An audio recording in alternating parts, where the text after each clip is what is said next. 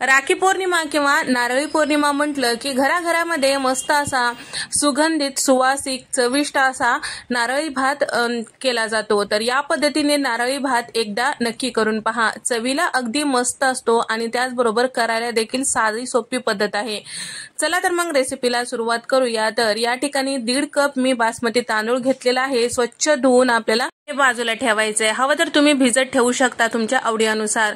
तर या ठिकाणी आपल्याला कुकरला हे शिजवून घ्यायचं आहे। त्यासाठी कुकरमध्ये 2 चमचे तूप टाकून घेतलेले आहे। 5 ते 6 लवंगा, एक मोठा दालचिनीचा तुकडा आणि 3 ते 4 हिरवी वेलची टाकून घेतलेली आहे। हे मोजके खडे मसाले अवश्य वापरा, भाताला छान चव येते।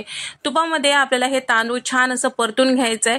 तुकडा होऊ द्यायचा नाही, हलक्या हाताने परतून घ्यायचं आहे। त्यानंतर यामध्ये 2 चिमूट इतकं मीठ टाकून घ्यायचं। कुठल्याही गोड पदार्थाला मीठ टाकलं की त्याची चव दुप्पट होते। 1 मिनिट या पद्धतीने कमी गॅसवर परतून घेतल्यानंतर यामध्ये टाकायचं आहे पाणी। तर इथे मी 2.5 कप पाणी टाकून घेतलेलं आहे। 1 कपला 1.5 कप याप्रमाणे। तर या ठिकाणी आता सगळं छान व्यवस्थित मिक्स करायचं। झाकण लावून गॅसचा फ्लेम मध्यम ठेवून 2 शिट्ट्या काढून घ्यायचंय। तोपर्यंत यासाठी लागणारे दुसरे साहित्य पाहूया। तर 1.5 कप इथे मी चिरून घेतलेला गूळ घेतलेला आहे आणि 1 कप इतकं इथे मी ताज्या किंवा ओल्या नारळाचा चव घेतलेला आहे। या ठिकाणी कुकरच्या शिट्ट्या झालेल्या आहेत आणि कुकर पूर्णपणे थंड झाल्यानंतर तुम्ही बघू शकता मस्त सुवासिक आणि सुगंधित मोकळा सुटसुटीत भात तयार झालेला आहे। आता याला थोडंसं फॅन खाली ठेवूया जेणेकरून हे थंड होईल आणि आपल्याला परतवते वेळेस याचा तुकडा पडणार नाही।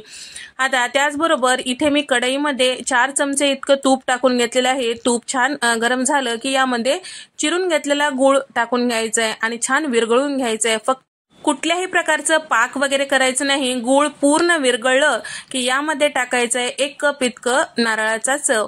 तर या ठिकाणी ओल्या नारळाचा चव या पद्धतीने गुळासोबत तुपासोबत परतून घेतलं की भाताला मस्त चव येते।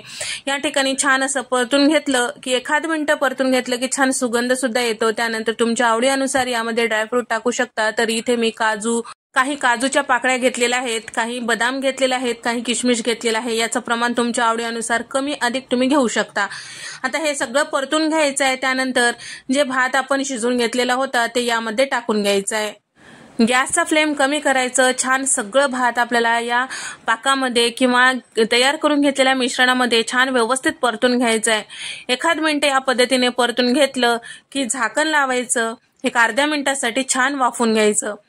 तर यापेक्षाही मस्त आणखीन चविष्ट बनवायचं असेल तर काय करायचं, तर इथे तुम्ही केशरचं दूध टाकू शकता, थोडीशी जायफळाची पूड टाकू शकता। मी ज्या पद्धतीने टाकले त्याच पद्धतीने।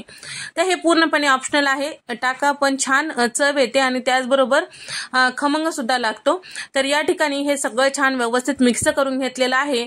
तर गुळाच्या अनुसार तुमच्या भाताची चव येते आणि त्याचबरोबर रंग येते। हलकसं पिवळसर हे आपलं भात तयार झालेलं आहे, तुम्ही बघू शकता। तर 1 मिनिट हे झाकून ठेवलं की मस्त दणदणीत वाफ आलं की तयार झालं नारळी भात।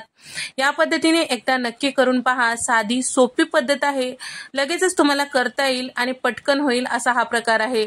नक्की ट्राय करून पहा। ही पद्धत वापरून तुम्ही जर करताल तर तुम्हाला आवडली असेल तर व्हिडिओला लाईक करा, शेअर करा आणि सबस्क्राईब करायला विसरू नका। नंतरच्या रेसिपीमध्ये आपण भेट देऊया। तोपर्यंत नमस्कार, बाय।